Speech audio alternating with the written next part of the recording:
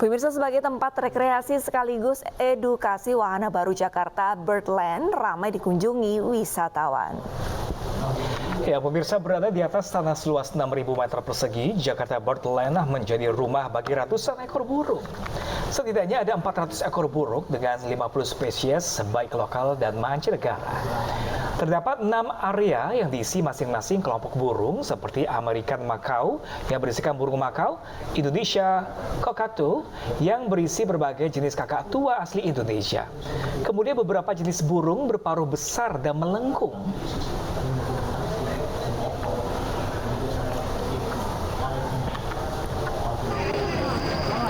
Sementara itu, pemirsa, Taman Wisata Ragunan masih menjadi salah satu tempat wisata favorit bagi warga ibu kota. Pengunjung dapat membawa keluarga sambil bermain dan belajar. Di sini ada kurang lebih 2.000 satwa yang dapat menjadi pilihan para pengunjung untuk bermain sambil belajar. Tiket masuk pun relatif murah, hanya membayar Rp4.000 untuk dewasa dan Rp3.000 untuk anak-anak, dan akses masuk hanya bisa menggunakan Jakarta.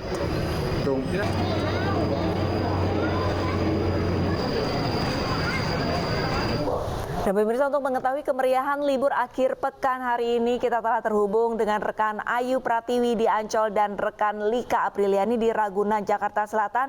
Kita ke Ayu Pratiwi terlebih dahulu. Ayu, bagaimana untuk wisata burungnya di sana? Apakah ramai dikunjungi warga, Ayu?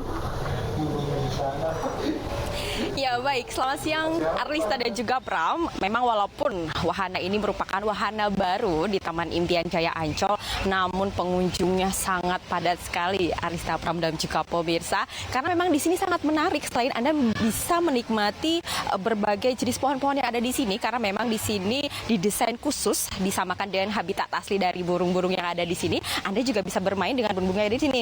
Ini nih contohnya yang ada di tangan saya ini. Ini merupakan burung jenis makau, namun makau yang internasional ya, Arista, Pram, dan juga pemirsa. Dan ini namanya Agus, usianya 9 bulan, jadi masih agak agresif seperti itu. Namun selain itu juga di sini juga Anda tidak perlu khawatir karena ditemani oleh para tour guide dan juga para mas-mas dan mbak-mbak yang memang sudah akrab dengan burung-burung ini. Jadi Anda tidak perlu khawatir untuk digigit ya, Pram, Arista, juga pemirsa. Selain itu, selain jenis makau ini, di sini juga ada jenis burung lainnya. Misalnya dari jenis kakak tua yang asli Indonesia. Nah, di sini ada berbagai macam, mulai dari burung kakak tua dengan spesies yaitu burung berjambul kuning, kemudian dengan kakak tua yang spesies burung, sebentar pemirsa, ternyata teman saya ingin kembali kepada masnya. Oke, kita lanjutkan. Baik, selain dari tadi spesies yang berjambul kuning, juga ada spesies yang disebut dengan kakak tua raja. Tadi sepertinya ada di belakang saya. Nah, yang warna hitam di belakang saya, tepatnya itu merupakan kakak tua asli Indonesia yang disebut dengan kakak tua raja. Nah, selain itu juga pemirsa, tadi di tangan saya kan ada burung makau berwarna sayap hijau. Ada juga yang sayapnya biru. Nih, memang di sini rata-rata burung-burungnya sangat cantik begitu, Pram dan juga Arlista. Selain itu juga memang masih banyak sekali jenis burung lainnya. Ada juga mulai dari burung-burung yang berhabitat di air, seperti ada bebek dari Cina yang dijuluki sebagai bebek tercantik. Juga ada angsa hitam yang sangat langka atau jarang sekali kita temui. Selain itu juga Pram, Arlista, dan juga pemirsa, di sini juga banyak sekali spot-spot foto yang menarik, mulai dari jembatan-jembatan yang saling menghubungkan antara tempat burung satu dengan burung yang lainnya. Nah, seperti di tempat saya ini kan, ini saya sedang berada di kawasan tempat khusus untuk burung-burung makau dari luar Indonesia. Nah, ketika Anda akan berpindah, maka nanti ada jembatan dan Anda bisa berfoto di situ. Nah, pemirsa, selain itu juga untuk mengetahui bagaimanakah antusias masyarakat dan kegiatan apa saja yang bisa kita lakukan di Ragunan, sudah ada rekan saya yaitu Lika Apriliani. Lika, silakan dengan laporan Anda.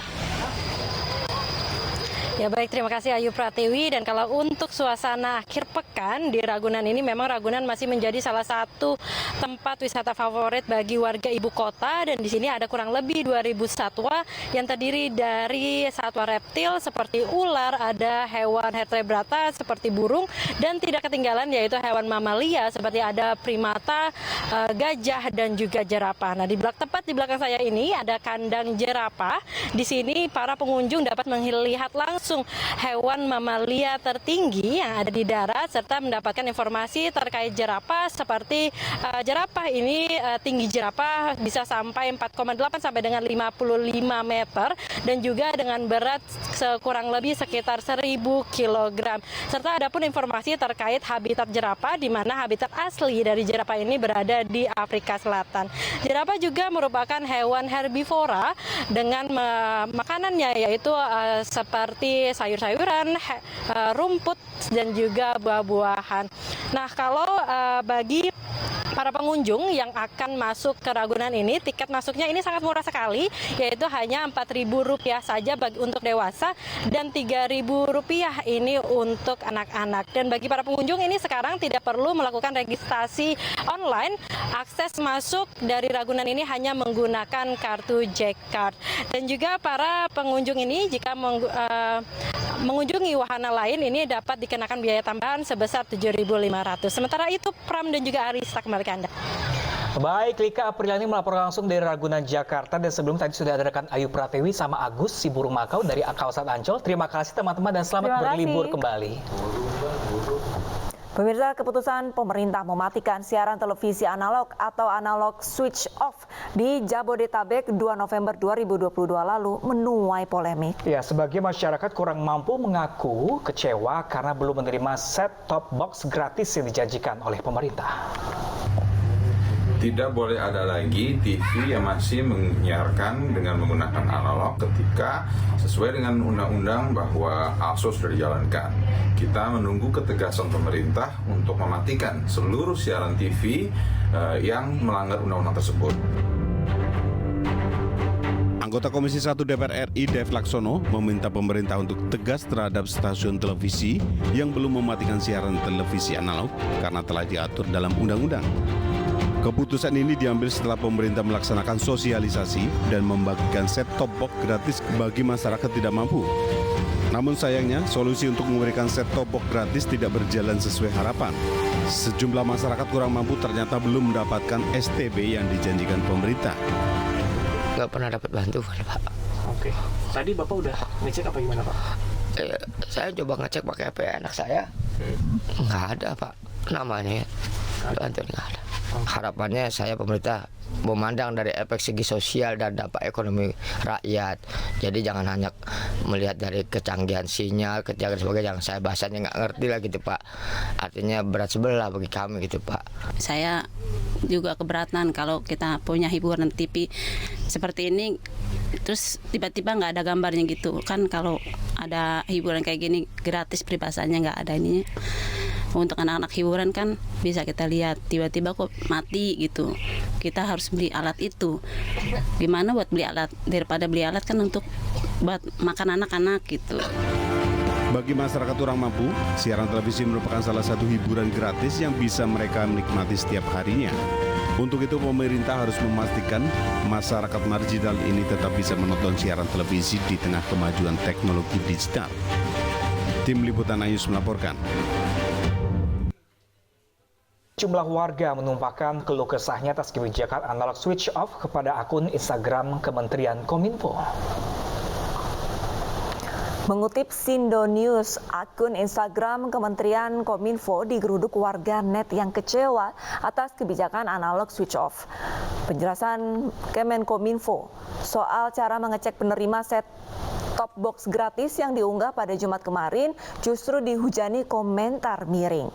Rata-rata dari warga ini meragukan pembagian gratis STB hingga sulitnya mendapatkan sinyal televisi digital meskipun sudah memakai STB.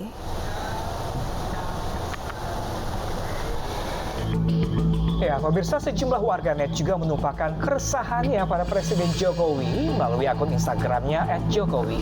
Salah satunya dalam postingan Jokowi soal pertemuan dengan petani tebu di Mojokerto, Jawa Timur, Jumat lalu.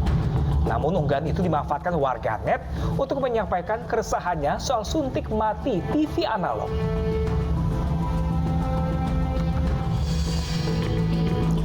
Tidak sedikit pula netizen yang mengeluhkan kehilangan hiburan gara-gara penghentian TV analog di akun Instagram Menteri Koordinator Bidang Politik Hukum dan Keamanan Indonesia Mahfud MD. Warganet meluapkan rasa kekecewaannya di kolom komentar postingan Mahfud MD soal 5 tokoh yang akan dianugerahi gelar pahlawan nasional. Mereka mengeluhkan tidak bisa menonton TV kesayangan mereka lagi.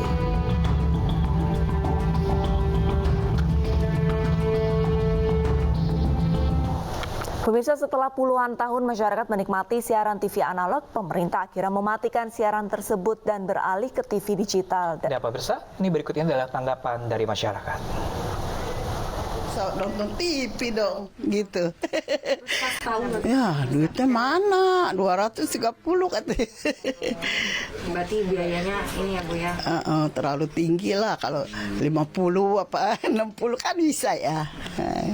Harapannya Bu? Harusnya kan mensengsarakan rakyat ya Bu ya, karena kasihan kan orang ya kan. Tadinya ada ada hiburan, sekarang kagak ada kan, kasihan gitu ya kan. Jadi orang pada mengeluh lah gitu. Ya harusnya mah kalau mau gini harus ada bantuan ya, kayak kesan dari pemerintah gimana kayak gitu. Tim kepolisian memperketat pengamanan pelaksanaan KTT G20. Informasi selengkapnya sesaat lagi pemirsa, tetaplah bersama kami.